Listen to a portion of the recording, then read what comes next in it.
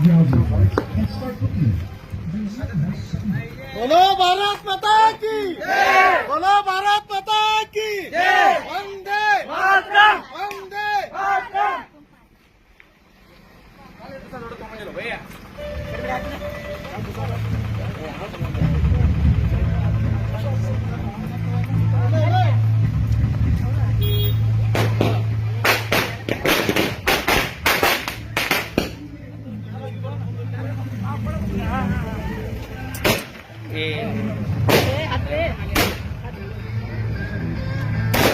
ಸ್ವಲ್ಪ ಮುಂದೆ ಸರಿ ಅಣ್ಣ ಅಣ್ಣ ಈ ಕಡೆ ನೋಡ್ರಿ, ಈ ಕಡೆ ನೋಡ್ರಿ, ನೋಡ್ರಿ, ಈ ಕಡೆ ನೋಡ್ರಿ ಅಕ್ಕ, ಅಕ್ಕ ಈ ಕಡೆ ನೋಡ್ರಿ.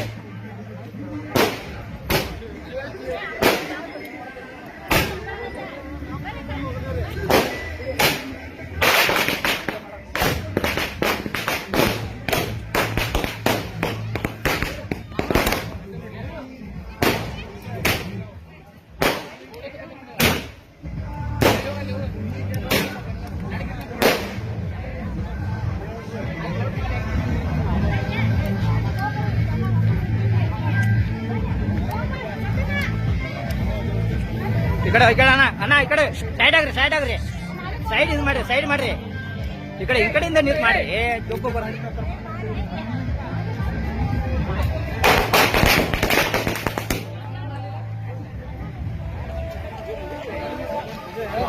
ಓಕೆ ಬರ್ರಿ.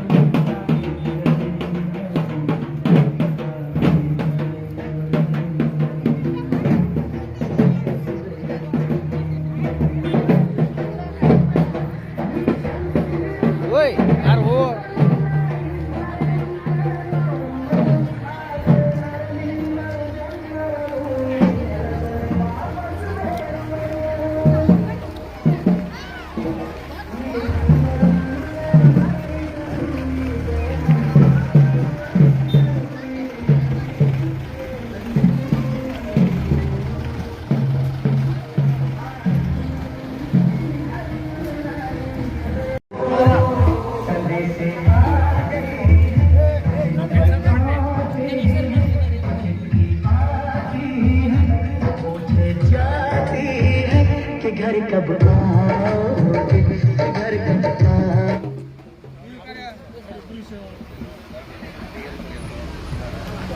ಓಕೆ ನೆಕ್ಸ್ಟ್ ಮಾಡಿ ಹಾಕ್ರಿ. ಓಕೆ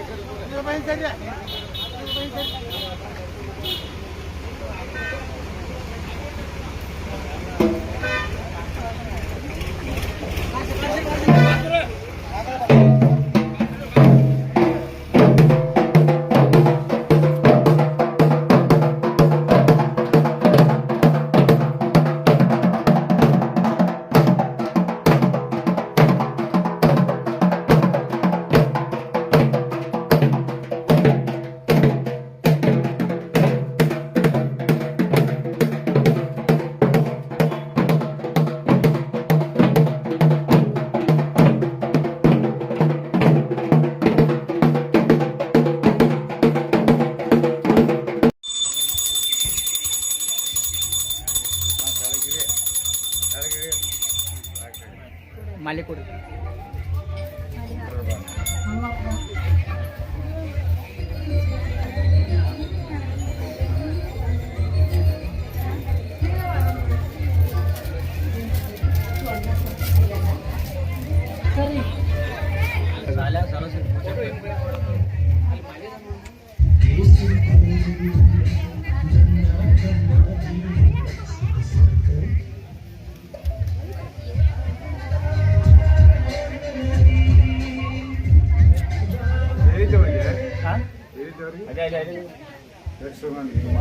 ಐದು ಗಂಟೆ 4 ಗಂಟೆ ಗಾಡಿಗಳು ಯಾರು ಕೊಡ್ತಾರೆ?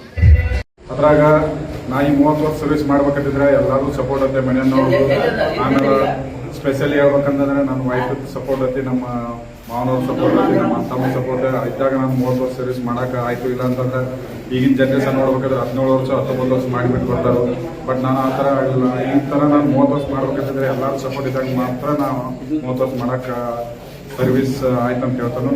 ಬಟ್ ಈ 30 ವರ್ಷ ಸರ್ವಿಸ್ದಾಗ ನನ್ನ ವೈಫ್ ಸಪೋರ್ಟ್ ಭಾಳ ಅಂತ ಹೇಳಕ್ಕೆ ಇಷ್ಟಪಡ್ತಾನೆ. ಸರ್, ತಂದೆ ತಾಯಿಗಳು ನೆನಪು ಬರ್ತಾ ಇತ್ತು ಸರ್, ಡ್ಯೂಟಿ ಮಾಡ್ಬೇಕಾದ್ರೆ ಮತ್ತು ಊರಿಗೆ ನೆನಪು ಬರ್ತಾ ಇತ್ತು. 30 ವರ್ಷ ಸೇವೆ ಕಳಿಸಿದ ಅವಾಗ ಎಷ್ಟು ದುಃಖ ಆಗ್ತದೆ ಅಂತ ತಂದೆ ತಾಯಿಗೆ ಹೇಳ್ಬೇಕಂದ್ರೆ ತಂದೆದ ಒಂದು ಘಟನೆ ಅಂತ ನಾ ಹೇಳಕ್ಕೆ ಇಷ್ಟಪಡ್ತಾನೆ. ಇದ್ರಾಗ ನಾನು ಟ್ರೈನಿಂಗ್ ಮಾಡ್ತಾ ಇದ್ದೆ. ಅವಾಗ ನಾನು ಟ್ರೈನಿಂಗ್ ಮಾಡುವಾಗ ಒಂದು 2-3 ತಿಂಗಳಾಗಿತ್ತು. ಟ್ರೈನಿಂಗ್ ಮಾಡೋ ನಮ್ಮ ಅಪ್ಪ ಮತ್ತು ನಮ್ಮ ಕೆರೆ ಪ್ರಕಾರ ನಮ್ಮ ನೀಲಪ್ಪನ ಅವರ ಬ್ರದರ್ ಅವರು ಬಂದಿದ್ರು. ಬಂದಾಗ ನಾನು ಕಾಕಿ ನಿಕ್ಕರ್ ಹಾಕ್ಕೊಂಡು ನಾನು ಟ್ರೈನಿಂಗ್ ಮಾಡ್ತಾ ಇದ್ದೆ. ಬಂದು ಮೀಟ್ ಆದರು. ಬಟ್ ಇದನ್ನ ಯಾಕೆ ಹೇಳಕ್ಕೆ ಇಷ್ಟಪಡತ್ತಾನಂತಂದ್ರೆ ಆಗಿನ ಆರ್ಮಿಗೂ ಈಗಿನ ಆರ್ಮಿಗೂ ಎಷ್ಟು ಡಿಫ್ರೆಂಟ್ ಐತೆ ಅಂತ ಹೇಳಕ್ ಹೋಗ್ತಾನೆ. ಇದ್ರಾಗ ಮೊದಲು ಹೆಂಗಿತ್ತು, ಈಗ ತಪ್ಪು ಐತಿ ಸರಿ ಅಂತ ಹೇಳಲ್ಲ. ಆರ್ಮಿ ಒಳ್ಳೇದೈತಿ. ಬಟ್ ನಾ ಯಾಕೆ ಹೇಳಕ್ಕೆ ಇಷ್ಟಪಡತ್ತಾನಂತಂದ್ರೆ ಆಗ ಹಂಗಿತ್ತು. ಈಗ ಬಂದಾಗ ಅವ್ರಿಗೆ ನಾನು ಊಟ ಮಾಡ್ಸಕ್ಕಾಗಲಿಲ್ಲ. ಯಾಕಂದ್ರೆ ಆಗಿನ ಊಟ ಹಂಗಿತ್ತು. ಅನ್ನ ಎಲ್ಲ ಇದು ಮಾಡಿಟ್ಟಿದ್ರು, ರೊಟ್ಟಿ ಸಿದ್ದಿಲ್ಲ. ಇದಕ್ಕೆ ನಾವು ಊಟ ಮಾಡ್ತೇವೆ.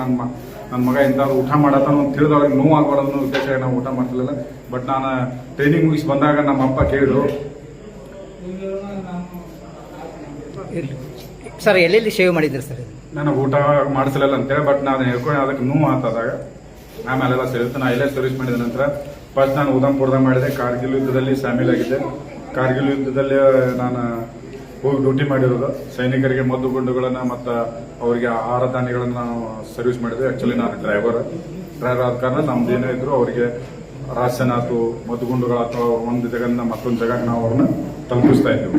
ಬಟ್ ಆ ಎಕ್ಸ್ಪೀರಿಯನ್ಸ್ ಹೇಳ್ಬೇಕಂತಂದ್ರೆ ತುಂಬಾನೇ ಇದೆ. ಕಾರ್ಗಿಲ್ ಎಕ್ಸ್ಪೀರಿಯನ್ಸ್ ನೋಡಕ ನಮ್ಮ ಸೈನಿಕರ ಮೃತದೇಹಗಳನ್ನು ನೋಡೋದು ಒಂದು ಧೈರ್ಯ, ಒಂದು ಸಾಹಸನೂ ಬೇಕು. ಆಮೇಲೆ ನೋವು ಆಗ್ತಾ ಇತ್ತು. ಬಟ್ ನಮ್ದು ಏನೇ ಇದ್ರು ರೋಡ್ ತನ ಅಷ್ಟೇ ಇತ್ತು. ಇನ್ಫೆಂಟ್ರಿ ಸೈನಿಕರು ಹೋರಾಡ್ತಾ ಇದ್ರು. ಅದನ್ನ ಹೋರಾಡೋದು ನೋಡೋದು ಒಂದು ಹೆಮ್ಮೆ ಅನಿಸುತ್ತೆ, ಧೈರ್ಯ ಅನಿಸುತ್ತೆ. ಇಷ್ಟು ಹೇಳಕ್ಕೆ ಇಷ್ಟಪಡ್ತೀನಿ. ಈಗಾಗಲೇ ಎಷ್ಟು 30 ವರ್ಷ ಸೇವೆ ಮಾಡಿದ್ದು, ಕಣ್ಣೀರನ್ನು ಹಾಕಿ ನಿಮ್ಮ ಮುಂದೆನೇ ಸೇವೆ ಸಲ್ಲಿಸಿದಂತ ನೀವು ಕಣ್ಣಾರು ನೋಡಿದಿರಿ. ಅವ್ರ ಬಗ್ಗೆ ನೀವು ನನಗೆ ಇಷ್ಟಪಡ್ತಾರೆ? ನಾನು ತುಂಬಾ ಲಕ್ಕಿ ಅಂತ ಅನ್ಕೋತೀನಿ ಇಂಥ ಹಸ್ಬೆಂಡ್ ಪಡೀಲಿಕ್ಕೆ. ಅವ್ರ ಸರ್ವಿಸ್ ನೋಡ್ಬೇಕಾದ್ರೆ, ಅದ್ರ ಅನುಭವ ನೋಡ್ಬೇಕಾದ್ರೆ ತುಂಬಾನೇ ಕಷ್ಟ ಇದೆ. ಆದ್ರೆ ಅದನ್ನೆಲ್ಲ ಮೀರಿ ಅವರು ಜಯಶಾಲೆ ಮನೆಗೆ ಬರಲಿಕ್ಕೆ ನನಗೆ ತುಂಬಾ ಸಂತೋಷವಿದೆ. ಇಷ್ಟೇ ಹೇಳಿ. Okay, thank you. Shri Guru ರುದ್ರಮುನೀಶ್ವರಾಯನು, ಓಂ ಶ್ರೀ ಸತ್ಗುರು ಶಾಂಡಿಲೇಶ್ವರಾಯನು. ಅರ್ಥವಿಲ್ಲದ ಓದು ಬೇಡ, ಶಾಂತಿ ಇಲ್ಲದ ಮನೆ ಬೇಡ, ರುಚಿ ಇಲ್ಲದ ಅಡುಗೆ ಬೇಡ, ಬುದ್ಧಿ ಇಲ್ಲದ ಜೀವನ ಬೇಡ, ಮಧುರತೆ ಇಲ್ಲದ ಮಾತು ಬೇಡ, ನಿಷ್ಠೆ ಇಲ್ಲದ ಧ್ಯಾನ ಬೇಡ, ಭಗವಂತನನ್ನು ಮರೆಯಬೇಡ, ಮರೆತು ಹಾಳಾಗಬೇಡ, ಮರೆತು ಹಾಳಾಗಬೇಡ ಅನ್ನುವುದರೆ ಇವತ್ತಿನ ದಿನ ಭಾರತಾಂಬೆಯ ಸೇವೆಯನ್ನು ಸಲ್ಲಿಸಿ ಸುಮಾರು ಸುದೀರ್ಘ ಕಾಲ ಸೇವೆ ಸಲ್ಲಿಸಿ ನಿವೃತ್ತಿಯನ್ನು ಹೊಂದಿರತಕ್ಕಂಥ ಶಿವಪ್ಪ ನಾಗಪ್ಪ ಹಂಚಿನಮನೆಯವರಿಗೆ ಮೊದಲಿಗೆ ಅಭಿನಂದನೆಗಳನ್ನು ತಿಳಿಸುತ್ತಾ ಶುಭಾಶಯ, ನಿವೃತ್ತಿ ಜೀವನ ಸುಖಕರವಾಗಿರಲಿ ಎಂದು ಶುಭಾಶಯಗಳನ್ನು ಕೋರುತ್ತಾ ಈ ಕಾರ್ಯಕ್ರಮದ ಕೇಂದ್ರ ಬಿಂದು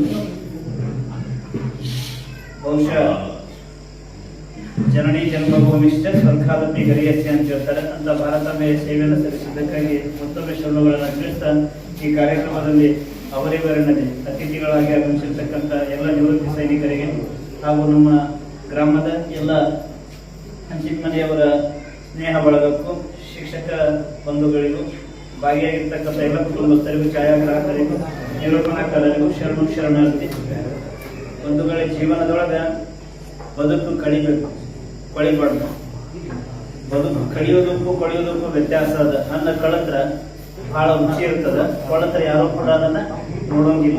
ಆ ನಿಟ್ಟಿನೊಳಗ ಇವತ್ತ ಅವ್ರ ಬದುಕು ಕಳತದ ಅಂತ ಹೇಳಿ ನಾವೆಲ್ಲರೂ ಕೂಡ ಇವತ್ತು ಅವರಿಗೆ ಸೇರಿ ಸತ್ಕಾರ ಮಾಡಕತ್ತೇವೆ.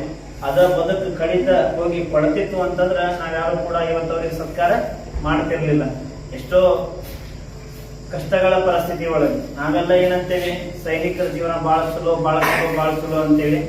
ಸೈನಿಕರ ಜೀವನ ಬಹಳ ಕಷ್ಟಕರವಾಗಿರ್ತಕ್ಕಂಥದ್ದು.